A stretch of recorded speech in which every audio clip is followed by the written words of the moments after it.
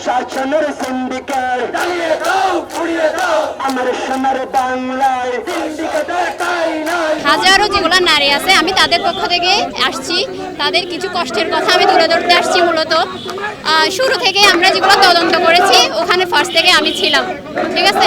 তো আমরা যতবারই পারাপার করছি ততবার আমরা একটা জিনিস দেখতে পাইছি যে কি ওখানে কোনো সুশৃঙ্খল অবস্থা থাকে না, প্রথমত। দ্বিতীয়ত হচ্ছে যে ওই পল্টনের ব্যবস্থা না থাকার কারণে মানে প্রত্যেকবার যাওয়ার সময় আমাদের অসংখ্য মা বোন বারবার মানে ওই পারাপার হওয়ার অবস্থায় ওখানে পড়ে যায়, ঘাটের মধ্যে পড়ে যায়। আর আমাদের জন্য কোনো সুপেয় পানির ব্যবস্থা নাই, তারপর হচ্ছে টয়লেট, একটা পরিপক্ক টয়লেটের ব্যবস্থা নাই। এগুলির কারণে হচ্ছে যেমন প্রেগনেন্সি অনেক মহিলা আসে, অনেক রকমের প্রবলেমে পড়ে। এগুলো নিয়ে আমরা অনেক বছর ধরে ভোগান্তিতে আছি এবং সেগুলো নিয়ে আমরা দাবি তুলছিলাম। ডিসি অফিসে 3 দফা মিটিং হয়ে গেছে, আমি ছিলাম সেখানে, কিন্তু ওরা কোনো রকমের সুরাহা দিতে পারে নাই। যেটা সাধারণ জনতার জন্য খুবই হয়রানি, এবং এটা বলতে গেলে অনেকে এই ভাড়াটা দিতে পারে না বলে অনেক গুরুত্বপূর্ণ কাজে আসা যাওয়া করতে পারে না। অর্থাৎ আমাদের দাবি হচ্ছে এই ভাড়াটা কমিয়ে 90 টাকায় নিয়ে আসা হোক। এবং আপনারা শুনে অবাক হয়ে যাবেন যে 1 বছরে এই টাকার পরিমাণ দাঁড়ায় হচ্ছে 2 কোটি টাকার উপরে। সেই 2 কোটি টাকা থেকে আমাদের ঘাটে যাত্রীদের জন্য কোনো ধরনের একটা পানির বোতলও দেওয়া হয় না।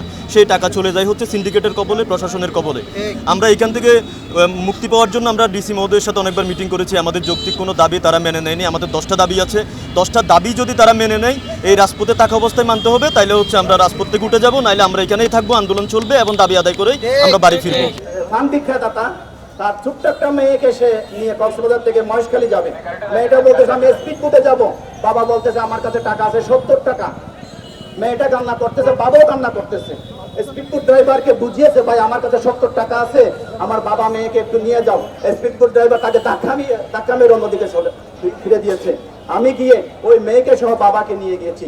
এরকম হাজার হাজার ঘটনা হয়তো আমাদের চোখে আসতেছে না, আমার সামনে আসতেছে না, এরকম হাজার হাজার ঘটনা আসতেছে। আমি বলবো মহেশখালীতে এই যে সকালবেলা কিছুদিন আগে থেকে দেখা যাচ্ছে সেই মহেশখালী ঘাটে লম্বা লাইন দাঁড়াই করে রাখে ভিআইপিদের জন্য, যারা পরিচিত, যারা সুবিধাভোগী, তাদের জন্য একটা আলাদা সিস্টেম, আমার জন্য, আমার মহেশখালীর 4 লক্ষ মানুষের জন্য আলাদা একটা সিস্টেম। প্রতিদিন হাজার হাজার মানুষ কক্সবাজার সদরে আসে, এটি জেলা হেডকোয়ার্টার।